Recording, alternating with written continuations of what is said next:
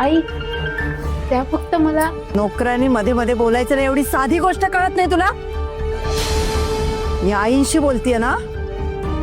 प्रत्येक नात्यात नाक खुपसणं नकोय. संजीवनी अगं एवढी चिडायला काय झालं? बिचारी एकटी पोर. ही आणि बिचारी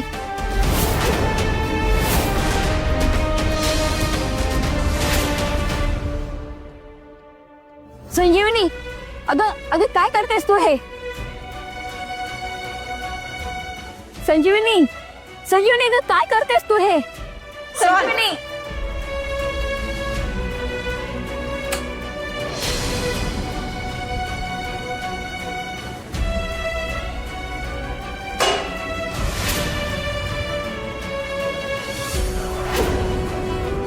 दिसताना साधी दिसतेस ग तू, पण आतून इतकी बनेल असशील असं वाटलं नव्हतं मला.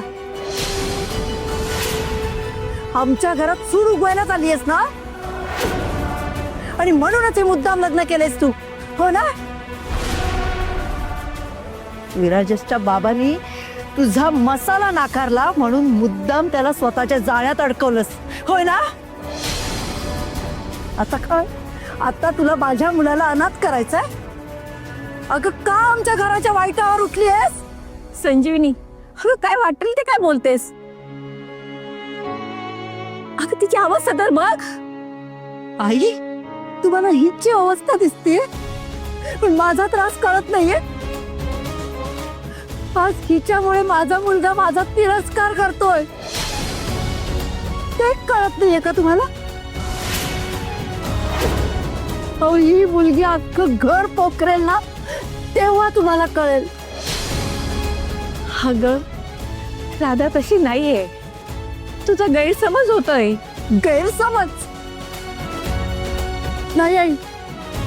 आज बाहेर पाहिले मी, माझ्या मुलाच्या डोळ्यात माझ्याविषयी तिरस्कार होता. का? कुणामुळे? तिच्यामुळे. या आधी तो कधी माझ्याशी या पद्धतीने वागला नाही, बोलला नाही, पण आज बोलला. कुणामुळे? हिच्यामुळे. आज हिच्यासाठी भांडला तो माझ्याशी. माझ्या प्रेमावर शंका घेतली आहे त्याने. माझ्या हातचं अन्न त्याच्या घशाखाली उतरणार नाही असं म्हणालाय तो आज. कुणामुळे? हिच्यामुळे. ही एक आईच आहे. ज्या मुलाचं आपल्या आयुष्यात पानही हलत नव्हतं, त्या मुलाला हिने तोडलाय. तुला काय कळणार ग आईची माया काय असते, आई मुलाचं नातं काय असतं? तुला त्याची कवडी इतकी किंमत नसेल, पण विराजसला आहे ग. त्याची खूप माया होती माझ्यावर, जीवापाड प्रेम होतं त्याचं माझ्यावर. पण आज फक्त तुझ्यामुळे तुझ्यामुळे तो माझा तिरस्कार करतोय. तुझी आई जे तुझ्याशी वागली ना, ते अगदी बरोबर आहे. कारण तिला ना कळलं होतं, पाळण्यातच तुझे पाय दिसले होते तिला, आणि म्हणूनच तुझा जन्म झाल्यावर तिने तुला रस्त्यावर फेकून दिलंय. संजीवनी बस. काय बास? काय बास आई? हा? मी हिला कधीच माफ करणार नाहीये. माझ्या मुलाला माझ्यापासून तोडून हिने जो काही मला त्रास दिलाय ना, त्यासाठी हिला मी कधीच माफ करणार नाहीये. माझ्या मुलाच्या डोळ्यात राग बघितलाय मी. कुणामुळे? तुझ्यामुळे. बघतेस काय माझ्या तोंडाकडे? उचल ते पातेलं आणि घेऊन जा बाहेर. तुला तुझ्या कर्माची शिक्षा भोगायलाच हवीये. उचल ते पातेलं आणि घेऊन जा बाहेर.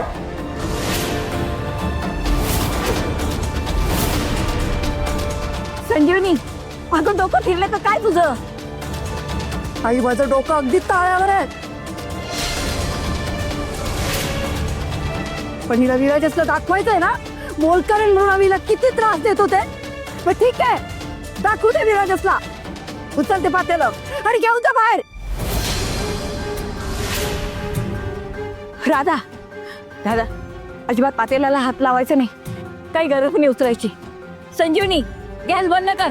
नाही करणार मी गॅस बंद. मला हिच्यावर अजिबात दया येत नाहीये. राधा वेडेपणा करू नकोस. नको ते पातेलं उचलस. सासरच्यांचं मन जिंकायचं ना तुला. मग उचल हे पातेलं आणि घेऊन जा बाहेर. संजीवनी डोका फिरला का तुझा? राधा वेडेपणा करू नकोस. नको हात लावूस. आई तुम्ही थांबा. राधा पातेलं उचल. नको उचलूस पातेलं. राधा पातेलं उचल. मी करेल राधाशी लग्न. राधा मी तुला प्रॉमिस करतो तुला कधी काही कुठलंच दुःख देणार नाही. राधा तू शांत हो. मला तुझी मैत्री हवी, राग नको. राधा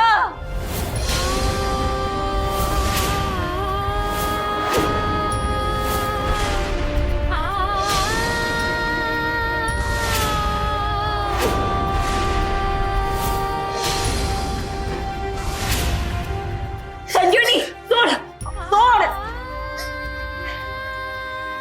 राधा अगं, काय केलंस तू? राधा काय केलंस तू?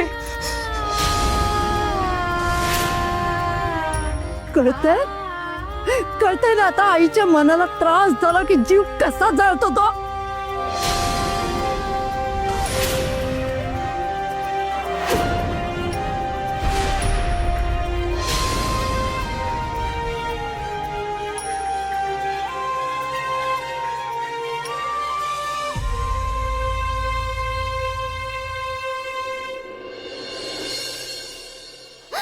शांत हो बाळा, शांत हो. अगं नको रडूस.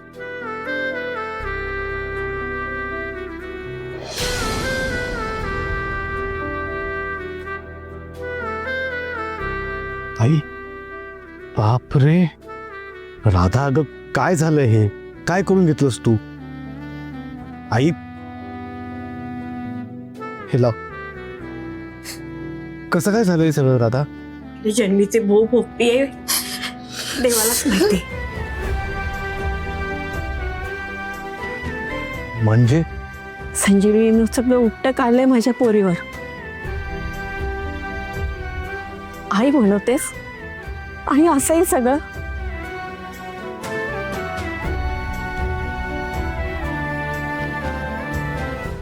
राधा अगं कशाला उचललंस ते पातेलं? काही गरज नव्हती त्याची. अगं ते अन्याय करतात पण तू का सहन करतेस? हे घे हे घे.